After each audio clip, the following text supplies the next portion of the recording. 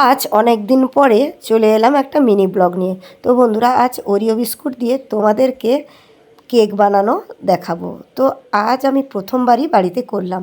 তো দেখতেই পাচ্ছ, প্রথমে ওরিও বিস্কুট থেকে ক্রিমগুলো ছাড়িয়ে নিয়েছি, তারপর মিক্সিতে দিয়ে পেস্ট করে নিয়েছি।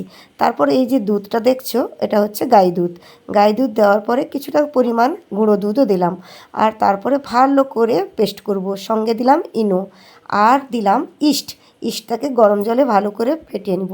ফেটিয়ে নিয়ে তারপরে দেব। তারপরে নিয়ে নিয়েছিলাম ডেয়ারি মিল্ক 4খানা। তো ডেয়ারি মিল্কে 4খানা দিয়ে ভালো করে পেস্ট করলাম। তারপরে এটা দেখতে পাচ্ছ কোকো পাউডার, আর কোকো পাউডারটা দেওয়ার মানে একটু ফ্লেভার আনার জন্য।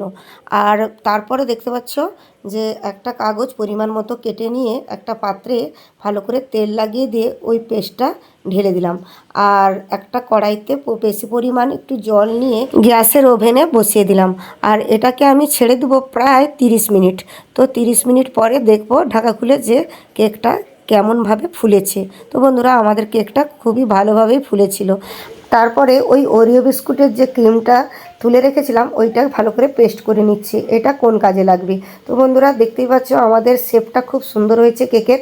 আর তোমরাও যেইভাবে কেকের শেপ করতে চাও ওইভাবে একটা পাত্র নিয়ে নাও।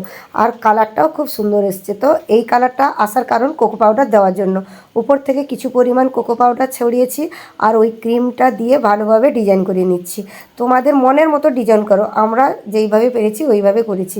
আর উপর থেকে লিখে দিয়েছিল আমার ছাত্রীরা সোমা লাইভ ব্লগ, আর তার উপরে কিছু কাজু আর চকলেট দিয়ে একদম ছিমছাম করে দিল।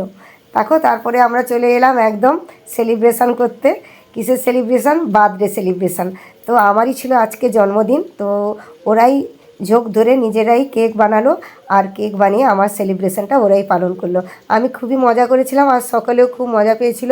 আর সত্যি বলছি, আমাদের টিউশনের ছেলেমেয়েরা আমাকে প্রচুর প্রচুর পরিমাণে ভালোবাসে।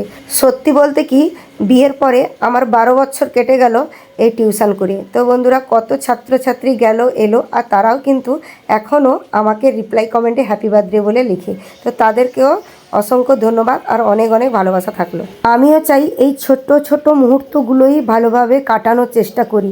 আমি বড় কিছু সত্যি জীবনে কোনো দিন চাইনি, আর চাইছিও না। তো এই ছোট ছোট ভালোবাসা, ছোট ছোট মুহূর্তগুলো চিরস্মরণীয় হয়ে রাখতে চাই আমার মনের ভিতর।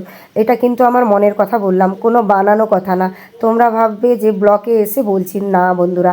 তো আমাকে তোমরা কতটা চিনেছো আমি জানি না, আমি যেই সেইভাবেই প্রকাশ করে থাকি। তো বন্ধুরা, আমি তো খুব খুব আনন্দ করেছি। তো তোমরা নিশ্চয়ই ভিডিওটা দেখে বুঝতে পারছো যে কতটা আমরা আনন্দ করেছিলাম। তো সকলে এতক্ষণ যে আমার ভিডিওটা এতটা ধৈর্যভাবে দেখছিলে, অসংখ্য ধন্যবাদ, আর অনেক অনেক ভালোবাসা থাকলো। আবার কোনো ব্লগের সঙ্গে তাড়াতাড়ি আসছি। টাটা, সকলে ভালো থেকো।